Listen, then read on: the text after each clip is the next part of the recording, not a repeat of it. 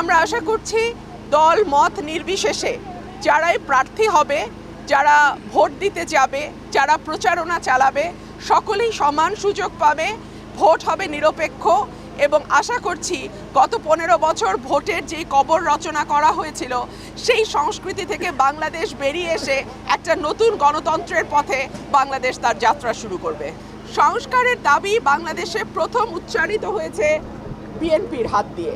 আপনারা জানেন যে দেশনেত্রী বেগম খালেদা জিয়া ভিশন 2030 একটা ডকুমেন্ট দিয়েছিলেন, সেখানেই কিন্তু তিনি তার সংস্কার ভাবনা সর্বপ্রথম 2016 সালে তুলে ধরেন।